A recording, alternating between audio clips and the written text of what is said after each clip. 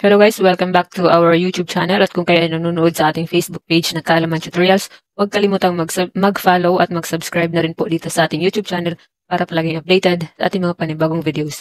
Paano mag-print ng SSS contributions at employment history? Ito po ay para sa mga nangangailangan ng SSS contributions nila at employment history, lalong-lalo na dun sa mga mag-a-abroad. Kasi yung mga agency po papuntang abroad, kadalasan ay humihingi po sila ng printed copy ng SSS contributions mo at employment history. So yun ituturo natin sa video na to. So may dalawang paraan kung paano ma-print ang inyong SSS contributions at employment history. Yung una ay pwede nyo pong gawin online, pero dapat po ay mayroon kayong account sa SSS member portal. Pangalawa, maaari kayong magtungo sa SSS branch kahit na saang branch at sabihin niyo po sa kanila na kailangan niyo po ng printed copy ng inyong SSS contributions at employment history. So, ang ituturo natin sa video na to kung paano gawin online. So, again, kailangan mayroon ka pong account sa My SSS member portal. So, i-type niyo lamang po dito sa pinakataas ng search bar sa Google or kahit na anong browser, SSS. O pwede niyo pong gawin ito kahit sa mobile phone. Nakikita po ninyo, ito yung official website ng SSS. Tapos, dito sa baba, merong option na my.sss. Pwedeng dyan po kayo mag-login kung kayo ay meron ng account. Maaari din po na mag-register kayo or gumawa po muna kayo ng account. So, kung pwedeng diretso na kayo dito kung maglalagin, pwede rin diretso na dito kung magre-register. O pwede nyo rin na i-download ang SSS mobile app. Hanapin nyo lamang po sa Google Play Store sa inyong mobile phone. So, kung i-click po natin itong website ng SSS, so makikita na natin dito yung mga pagpipilian. So, create my SSS account or login. So, pwede ito yung dito ka papasok. Kung gagawa ka pa, so again, pwedeng doon kanina sa shortcut na diretso na. Pwede din na i-click yung website mismo ng SSS. So, kung mag-create ka pa ng account, wala ka pang account online, syempre, kailangan member ka ng SSS bago ka makapag-create ng SSS account sa member portal. So, kung meron na, syempre, member login na yung pipiliin mo. So, dito makikita na natin na hinihingi na po yung ating user ID at saka yung ating password. So, maglalagin tayo. So, nakapag-login na po tayo. So, by the way, bago na po yung interface ng ating ng SSS website pagka-login po natin. So, dun sa mga dati na nasanay nung dating format or dating interface, so ito yung bago. At tinatakpan po natin yung ating mga personal details dito. So, dahil SSS contributions at employment history yung ating kakailanganing i-print, uunahin muna natin ang SSS contributions mo kung saan mo to makikita. So, click mo dito, itong member information. Click mo lang yan dyan. Tapos, makikita mo dito yung my contributions. Itong pangatlo. My contributions, i-click mo yan. So, makikita na yung lahat ng contributions mo.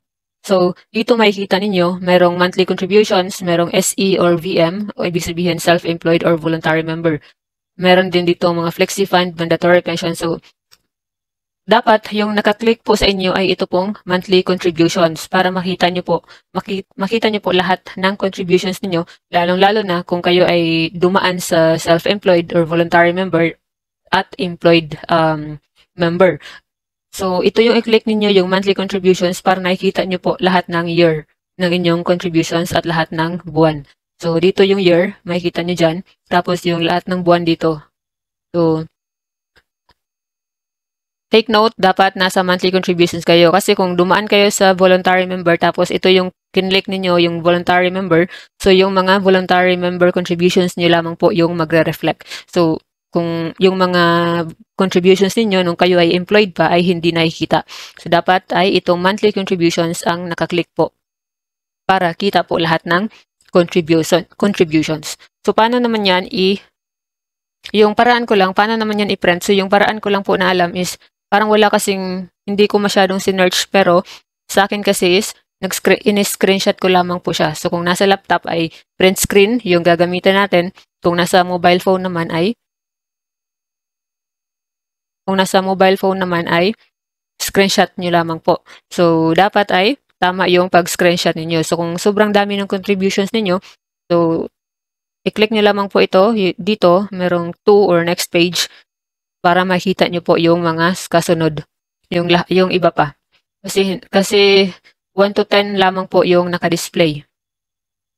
Tapos dapat ay kasali sa inyong pag-screenshot itong summary dito sa ibaba na total number of contributions displayed, total number of contributions not displayed, total number of contributions posted, and total amount of contributions. So kung hindi kasya yung pag-screenshot ninyo, pwede ninyong i-minimize yung laptop po ninyo para makitang-kita. Ayan.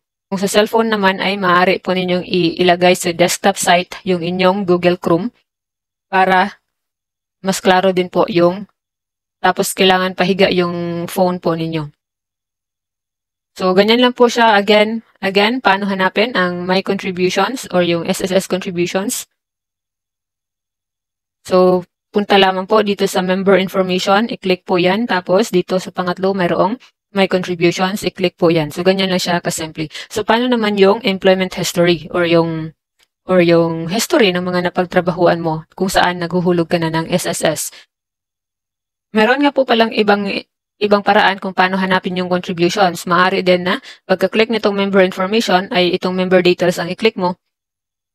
Tapos makikita mo dito meron diyang my contributions. So pag click mo yan, makikita mo rin ang iyong contributions. So again, employment history na yung hinahanap natin. Sa employment history, ganun pa din, i-click yung member details. Sa member information, i-click ang member details.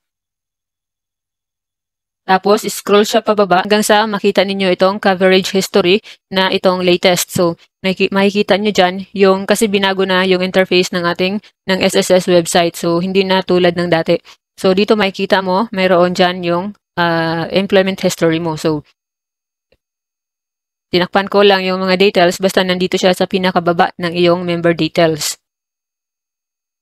So, paano i-print? Ganun pa din po, pwede mong i-screenshot po yan. Or i-print screen kung kayo po ay naka-laptop.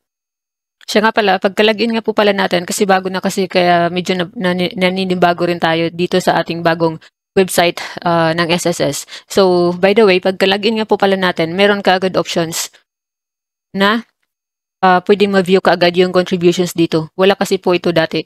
Ayan.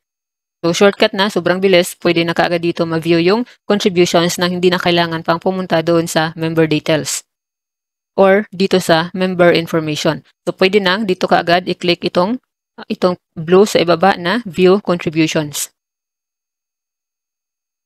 At syempre, sa pag-screenshot ng SSS contributions at employment history, kailangan ay nakikita yung pangalan po ninyo. Para syempre, alam nila na yun po ay sa inyong sariling SSS account.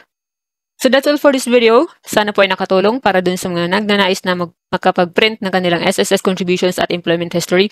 And by the way guys, gagawa tayo ng video, full video kung paano i-navigate itong bagong website ng SSS para mas ma-familiarize natin. Baka kakailanganin din natin ng mga bagong requirements or details from our SSS account. Again, this is Janice Darcy. Thank you for watching this video. Please don't forget to follow sa ating Facebook page Kaalaman Tutorials or sa ating YouTube channel na Janice Darcy.